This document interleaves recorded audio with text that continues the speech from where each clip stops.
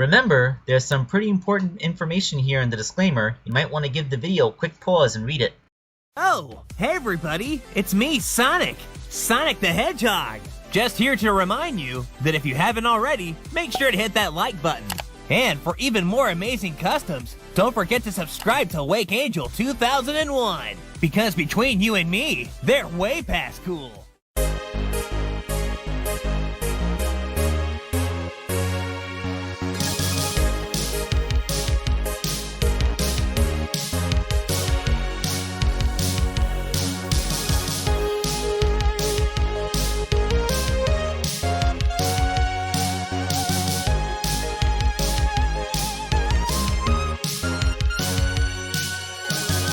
Hello my friends, this is Wake Angel 2001 coming at you with the next part of Gone Wild Gaming's commission. It is Carol T, also known as Carol the Wildcat from Freedom Planet. Yes, we're going back to these not Sonic character waifus. Okay, here's a little bit of secret shame. I do have Freedom Planet on my Wii U. And I did beat it as Lilac. The truth of the matter is, after I beat the game, I fully intended to play through it as the other two characters, but then I got my Switch, and that kind of took my TV, and I didn't have room for my Wii U anymore, and it got put away for now. So I never actually got around to playing through Freedom Planet as Carol or Milla. So I actually don't know how their gameplay goes very well. Yeah, sorry, I'm a bad fan. I hope that I can get to actually doing this. Has this game been re-released on Switch? I might actually re-download it on my Switch just so I can play through as Carol and Milla.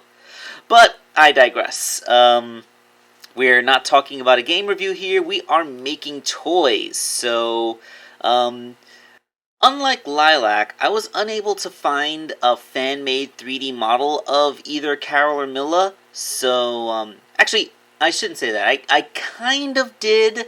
I found, a mod for a kart racing game that had the Freedom Planet girls, but they were very low resolution, and I tried to refer the file to Corey, but he said that, without having the actual game code, he couldn't get those.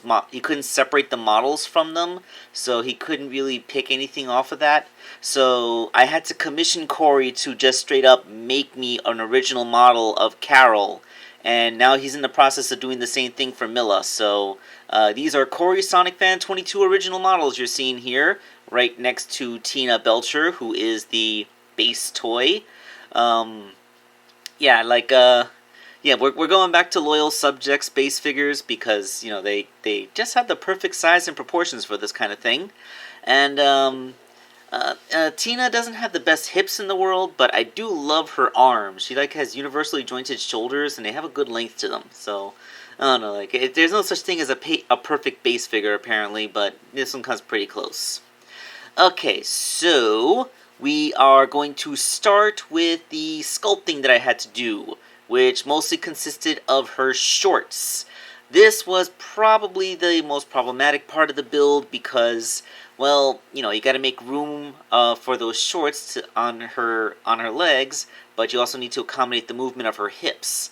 Yeah, there's not a lot of action figures out there that wear baggy shorts, and well, I can see why, because trying to build hips around those things without making the joints look super obvious is just kind of a pain. But yeah, this was the best I could do with the sculpting of those shorts over her hips. And the torso just involved me cutting away the bulge of the midriff, because when you take the skirt away, it narrows it down, so she looks like she has a massive muffin top, and I know that Gone Wild Gaming doesn't want Carol to have a massive muffin top, so yeah, that was a thing. Along with sculpting on her little red neckerchief, which is really the only thing that breaks up all that green and black, which, kind of cool. I appreciate the simplified color scheme that this has, because that makes it look a little bit more authentic to the Sonic style, if you think about it. And then, Like I said, the feet, as well as her hands and head, are all 3D models provided to me by Corey Sonic Fan. In this case, I cut Tina's original feet down so that there would still be an attachment point for her ankles, which is a little weird because the Tina figure is shorter than Daenerys, so I really had to make sure that I kept as much of the length of her leg as possible. No shortening it like I do for the other characters sometimes. And yeah, like when that leaves room for the legs to go inside, and she has legs. The arms are basically just repainted. Tina's sleeves are subtle enough that I felt that there wasn't much need to cut them off, because the scars would just look uglier than the lines. And the hands, I cut off the mushroom pegs of Tina's hands, and put the new Carol hands on there. And oh yes, her tail is of an original sculpt as well. With a proper paint job, the head that Corey made actually really pops. I was afraid that I'd have some issues around the eyes because of how sharp her eyelashes are, but it all works out.